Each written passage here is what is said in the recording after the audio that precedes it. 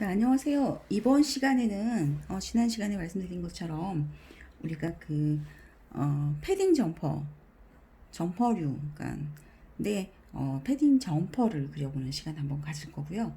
후드에 트리밍에 퍼가 달려 있는.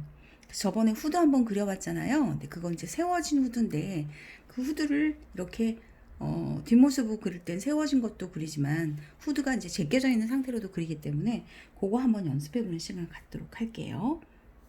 자, 요거는 이제 저번 1교시 때 했던 그 아이가 워낙 사파리가 디테일이 많아서 시간이 좀 많이 걸리는데 이 친구는 사실 거기에 비하면 그렇게 시간이 많이 걸리는 아이템은 아닙니다.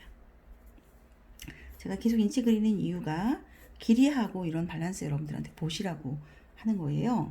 저 사파리에 비해서는 지금 이 아이는 사파리보다는 길이가 길지 않은 아이죠. 보통은 이제 허리까지는 아니고요. 내리면 엉덩이를 덮고요. 내리지 않고 있으면은 허리 있는 부분에서 이렇게 그냥 모여 있는 그런 디자인이에요. 그래서 여러분들이 특히 이제 그 패딩 코트 유행하기 전에 굉장히 많이 입었던 아이템입니다.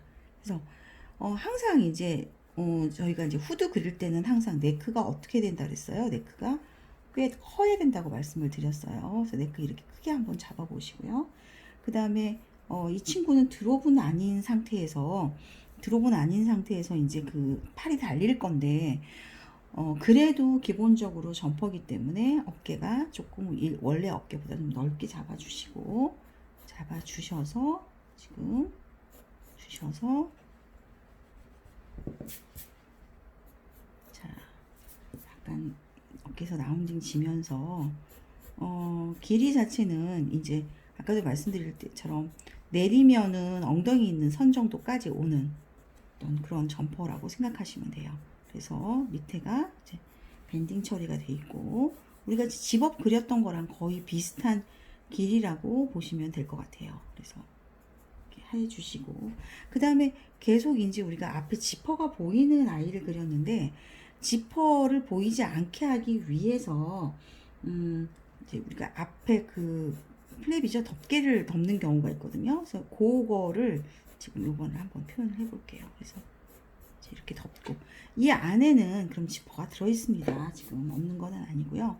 그래서 이 부분까지 고무 밴딩이 가지 않는 거 그거를 잘 보셔야 돼요. 그래서 보통 이제 딱 열게 되면 고무 밴딩이 이쪽 안쪽에도 여기까지만 고무 밴딩이 있는 걸로 그래서 여기 고무 밴딩이 있고요.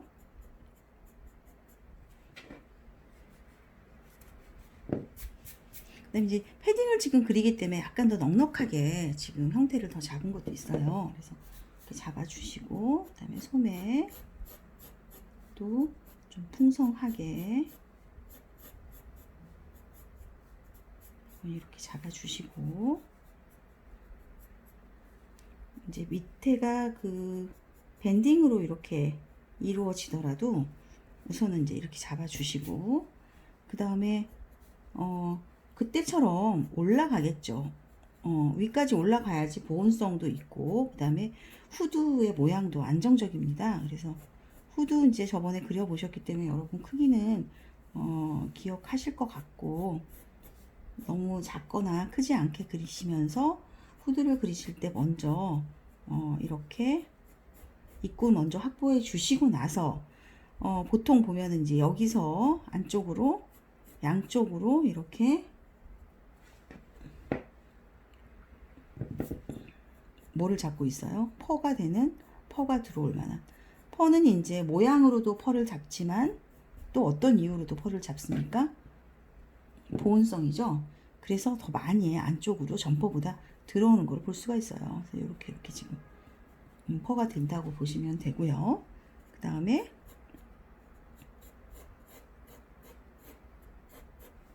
소매 해서 이렇게 잡아주시는데 우리가 이제 패딩 보게 되면 중간을 이제 여러분 보시기 어떻게 보시면 퀼팅이라고 보기는 어렵고 구획을 지어주는 건데 이게 왜 필요하냐면요. 보통 보면은 이제 충전재라고 우리가 하는 거가 충전재하고 써 있어요. 여러분 패딩이 이제 지금 여름이라서 안 입겠지만 보시게 되면 그 충전재가 물론 이제 솜인 경우도 있어요. 폴리에스테로 솜. 근데 보통은 이제 오리털, 깃털 뭐 하잖아요. 뭐 솜털 뭐 하는데 그 아이들을 구획을 지어주지 않으면 다 밑으로 내려가게 되죠. 그래서 이제 구획을 지어주는데 이거를 일자로 지어주는 경우도 있고요. 굉장히 그 경량 패딩 같은 경우는 되게 좁게 지어주고요.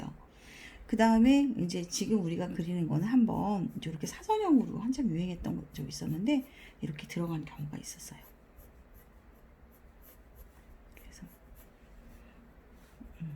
그러면서 이제 보면은 사실은 다운이라고 하잖아요. 이거를 다운백이라고 그래서 다운백이라고 그래서 이 안에가 이 구획 안에 하나가 사실은 그 안감이라고 보기엔 그렇고 그러니까 백 모양으로 해서 요 구획에 맞는 백이 들어가야 되는 게 맞아요. 그래야 얘가 빠지질 않아요. 털이. 근데 이제 그렇게 하면 되게 코스트가 올라가잖아요. 그러다 보니까 다운백을 안 쓰는 경우도 많아가지고 이제 그러면 무슨 문제가 생기냐면 빠져요. 어디로 빠져요? 깃털들이 요 바느질 선으로 빠지는 경우 있죠. 자, 이렇게 이제 우리 그 다운을 그려주고 나면 중요한 거는 이때 항상 이쪽은 좀 더 부풀리면서 바느질 선이 있었던 이 구획을 지어준 이 부분은 들어갔다가 다시 나왔다가 이렇게 해야지 다운의 느낌이 살겠죠. 그래서 살짝 이런 식으로 여러분 표시를 해주셔야 돼.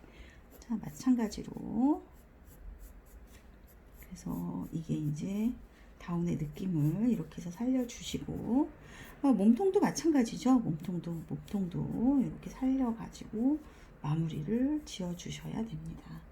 자, 모자 이렇게 잘려서 이어질 건데 이제 모자에까지 패딩을 다운을 넣어주는 경우도 있고 넣지 않는 경우도 있어요. 그래서 지금 이제 해주시고 자, 지금 어깨 넓이에서 어깨에서 보면은 네크에 지금 비슷한 상태 일단 만들어 주시고 여기에서 어깨 내려오는 거 아까 앞쪽하고 똑같이 해서 이렇게 잡아 주시고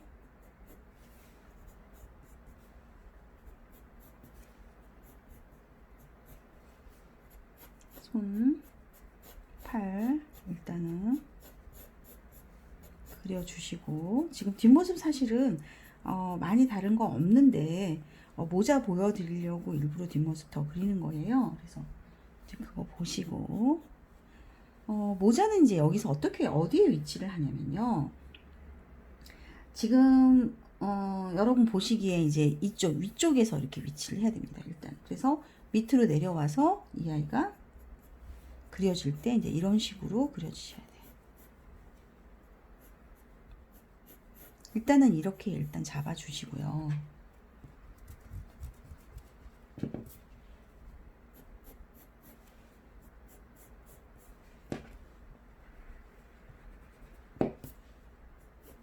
이렇게 잡아주시고 여기에 이제 퍼가 위치를 하겠죠. 퍼가 있으면서 이 부분에 자연스럽게 이렇게 연결해 주시면 돼요.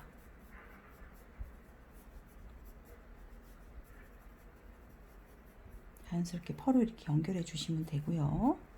그 다음에 이제 위쪽으로 살짝 자 이렇게 해서 그냥 보여주시면 이게 이제 뒤로 벗은 모자가 되겠어요. 후드 모자가. 근데 이제 이때 이 크기하고 이 크기가 항상 같은 거 여러분이 엄두에서 저번에 했으니까 표현해 주시고 그 다음에 이제 우리 여기 퀼팅 부분도 보면은 아주 뭐 간단한 것 같지만 위치를 통일해 주시는 게 좀 필요하겠죠. 같은 옷인데 헷갈릴 수 있으니까 같이 어깨에서 이제 왔으니까 마찬가지로 이렇게 온 것으로. 근데 이제 이때 이게 너무 사선이 너무 심해도 예쁘지 않기 때문에 이렇게 잡아주시고 여기에 이제 그 크기도 같아야 되겠죠. 이게 이제 이렇게 될 수도 있고 여기 뒤는 일자로 될 수도 있어요. 그거는 이제 여러분 디자인하는 디자이너의 자유예요, 사실은. 그래서 디자인하는 디자이너의 의도죠, 뭐 정확히 말씀드리면 그렇죠. 그래서 이렇게 되면 되고요. 그 다음에 팔도 두 번째랑 거의 같다고 생각하시면 되니까 이렇게 지금 이렇게 해서 팔 마저 그려서 여러분 해주시면 돼요. 그래서 마찬가지로 얘도 지금 제가 시간은 지금 굉장히 짧았지만 그래도 뭐 여러분들이 이제 지금쯤이면 제가 이제 더 안 보여드려도 잉킹하는 거 90이 안 보여드려도 다 아실 것 같아서 과정은 제가 이것도 마찬가지로 완성된 거를 여러분 단톡방에다가 올려드릴게요. 자, 여기서 중요한 거 안에 숨김으로 그러니까 지퍼 있으면서 위까지 지퍼 있을 수도 있고 아니면은 지퍼는 여기까지만 있고 이 부분은 너무 답답할 수 있으니까 이 부분 살짝 열 수 있도록 숨어 있는 그 스냅 버튼이 존재할 수도 있고요. 그래서 그 속스냅은 그 위쪽과 아래쪽에 이렇게 존재할 수도 있고 아니면은 밖에 그냥 보여지게 되는 디자인일 수도 있습니다. 그래서 여러분 그거 생각하시고 그려주시면 되겠어요. 자, 마지막 3차 시에 이제 만나도록 하겠습니다.